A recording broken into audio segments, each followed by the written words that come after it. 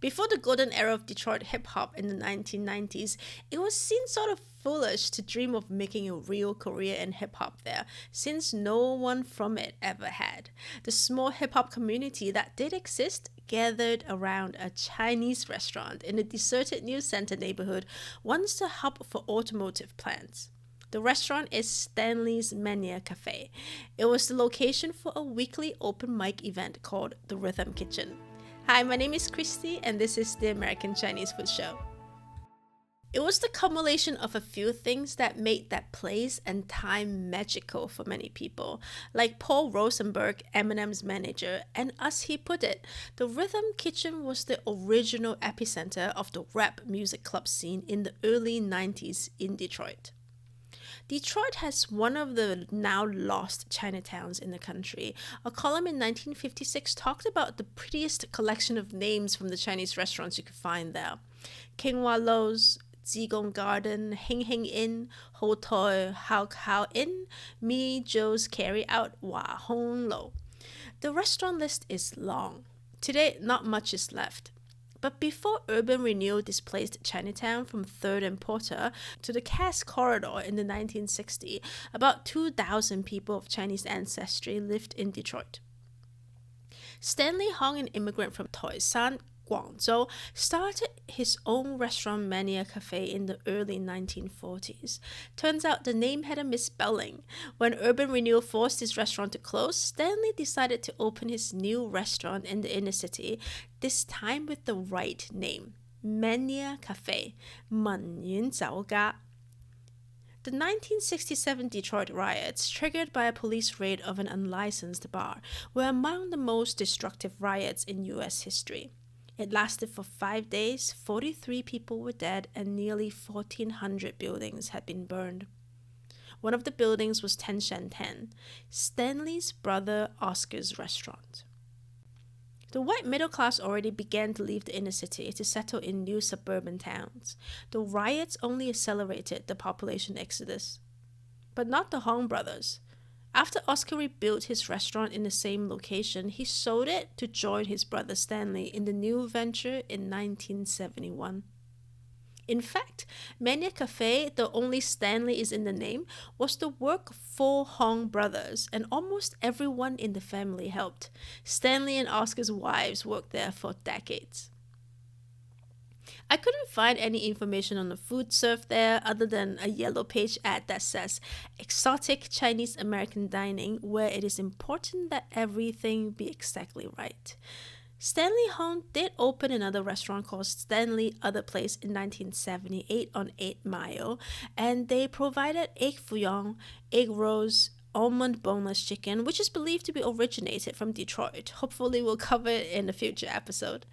Pepper steak, fried rice, barbecue pork rib, and deep fried shrimp. The connection with the African American community was there since the beginning with Stanley's Mannia Cafe.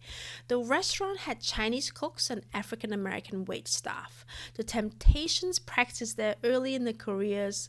Coleman Young, the first African American mayor in Detroit, the Queen of Soul Aretha Franklin, were some of the patrons.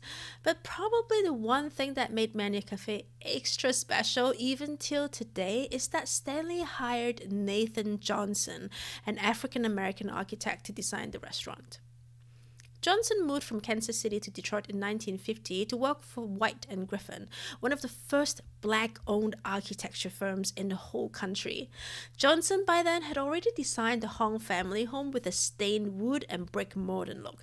He was Stanley's neighbor down the block. With Mannia Cafe, Johnson explored the futuristic Googie style inspired by industrial progress, car culture, and the space age. It became quite popular among roadside businesses like motels, coffee houses, and gas stations, and McDonald's. Mannia Cafe has flying concrete buttresses and a peaked frontage that soars like a spire. The window underneath is stunning. Johnson in an interview explained why. You could see the tower from the boulevard as they'd come to Stanley's, he said. We didn't copy anything there. We wanted it to be original.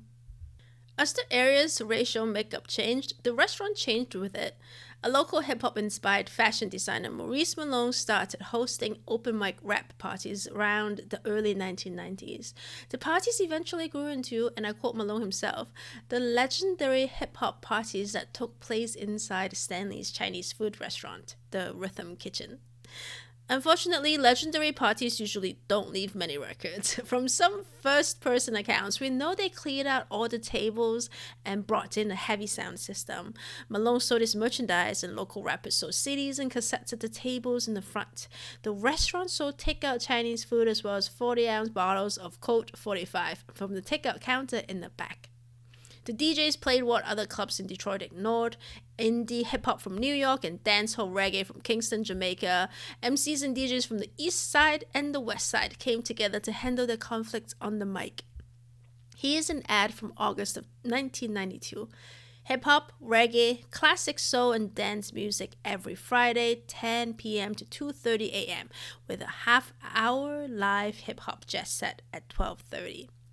From the proceeds from the parties and clothing sales, Malone saved enough to open a store in 1993 called the Hip Hop Shop on 7 Mile Road.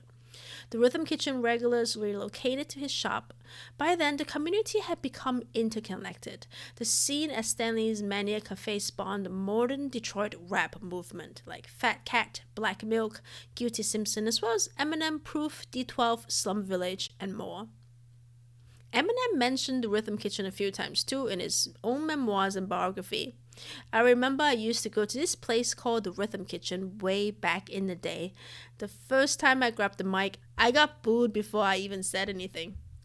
Stanley's Mannia Cafe closed in 1995. The book Lost Restaurants in Detroit said the usual culprits, crime and urban blight, reduced the flow of patrons to a mere trickle.